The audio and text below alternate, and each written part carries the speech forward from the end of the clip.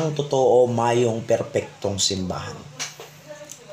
Si Kristo lang ang perpekto.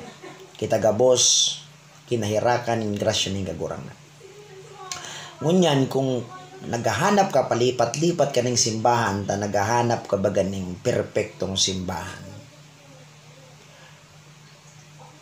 Kung makakuha kang saro, di lumipat ka duman.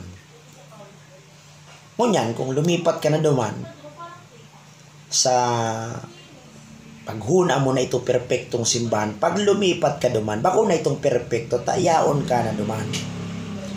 Kaya ang totoo, ang simbahan, gabos kita dyan mga tawong makasalanon, pinatawad lang ng grasya ng kagurangnan, at sa mga tataramon ng kagurangnan, dun kita nababagpo. Kaya magpasensyahan kita kung ano na daw tang tataramon ng kagurangnan, isa pamuhay ta, para kita maging totoong aki ng kagurangnan.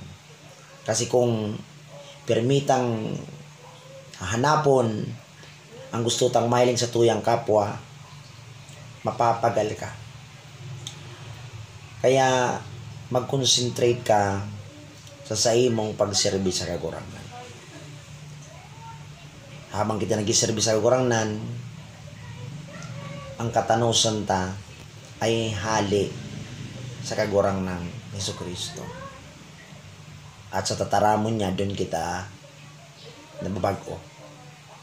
Kaya sarong pagirumdom, kung sige kang hanap, dahil ka makakakuha. Kung makakuha ka man, pag lumipat ka duman, bako na itong perpekto. Yan ang pagirumdom ni Manoy.